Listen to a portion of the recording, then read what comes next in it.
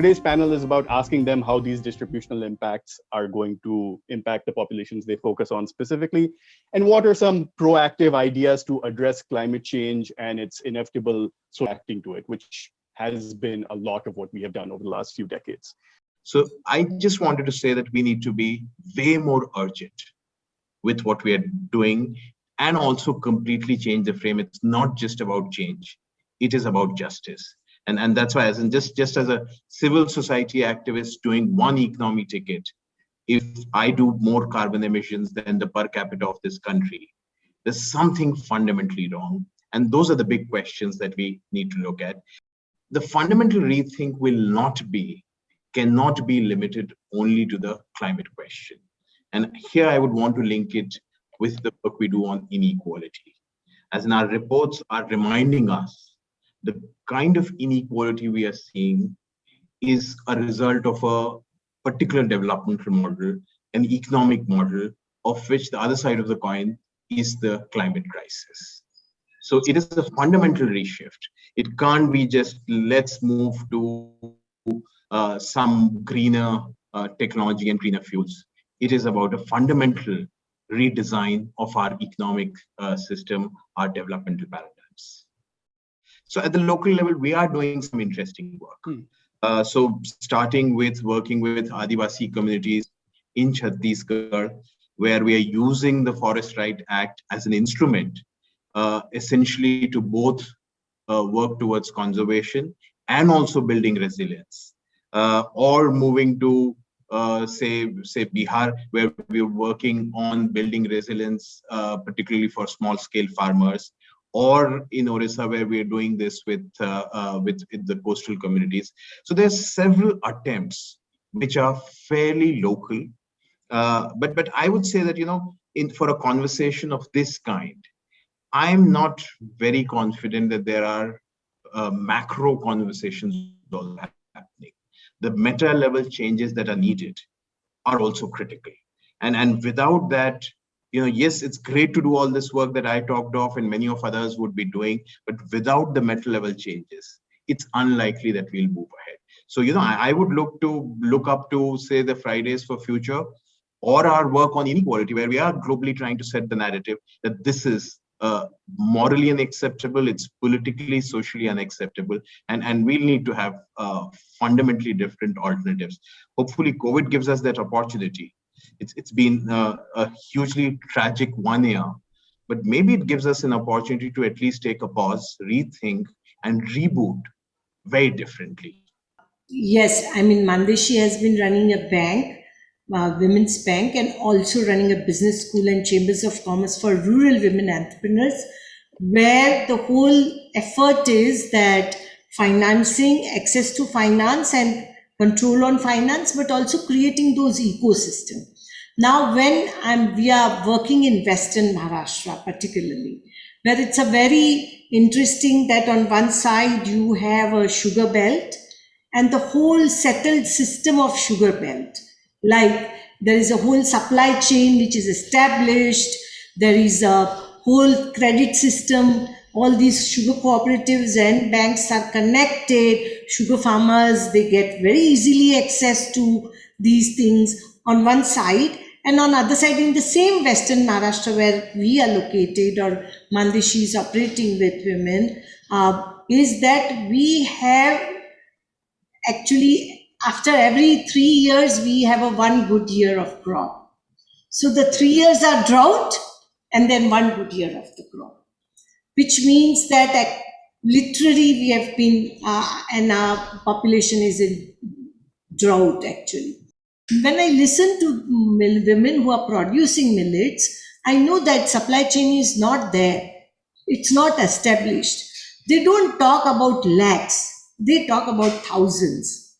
And it becomes easier for them to repay 10,000 rupees loan, 20,000 rupees loan, with the animal husbandry for buffalo, 80,000 rupees loan. It keeps their cash flow regular, and then they can prove to be the better clients for the banking system, right? But while handling them, there is a lot of work, which is like they don't have collateral, There is no regular that digital trajectory where I can say that, how these women, what are their cash flows and all. How do I make a credit score for that? So that is not there. The third part is that there is no market linkage. So when I work for these women, it is not very easy. But at the same time, I I realize that the idea of climate change does not drive me to work for them. Right. What drives me is that this lending or these women, if they borrow, they will build up the assets.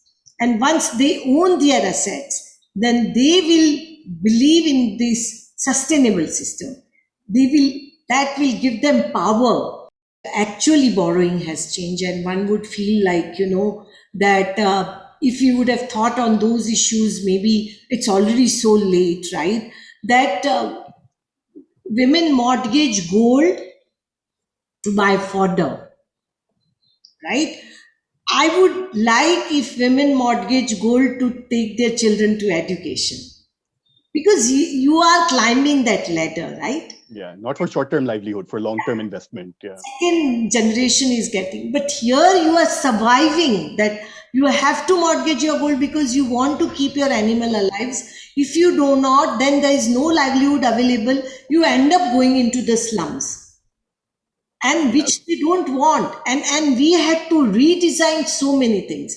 So I would just like to also add, Rohit, that why I say that when I listen, that I want to start that journey of banking and business and financial inclusion from these women teaching me about the climate change, then at the global level, is also because my failures will be less. And I'll share with you another example.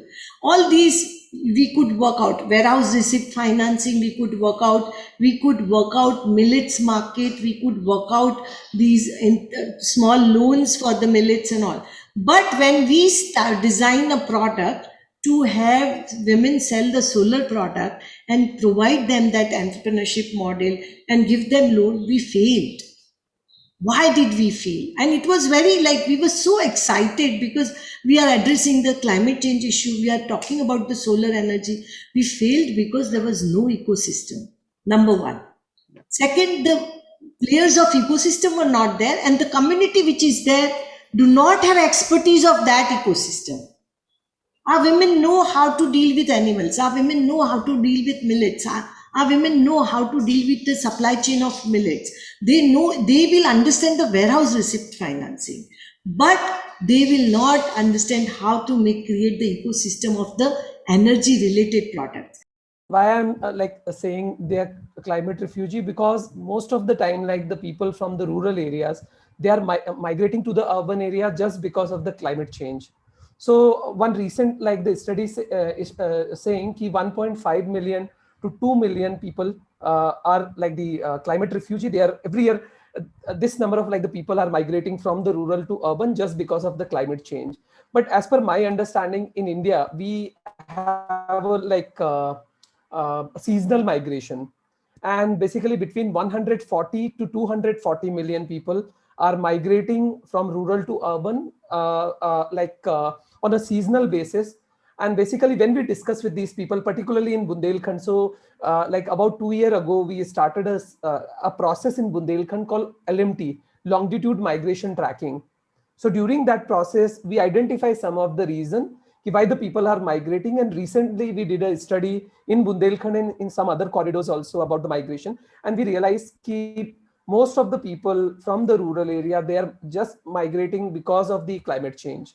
Climate change definitely create a huge impact on and basically just because of that, people are forcing from rural area to migrating urban area. But actually this another, like the vulnerability related to the caste, related to discrimination or atrocity with the Dalits in the rural area, that's also a huge issue. And when we address the climate change related issues, we need to like address these issues also. And sometimes like some of the government program, for example, we are discussing a lot about the climate change, but we are not discussing about the impact of climate change. I think that's a great set of things to end this panel on. Gandhi's talisman, convincing the next generation not to have bada ghar, bada gari syndrome and to actually be entrepreneurial. And then finally, I think Sangharsh and Nirman. I think if we had to take anything away from this panel, I think these three things are fantastic.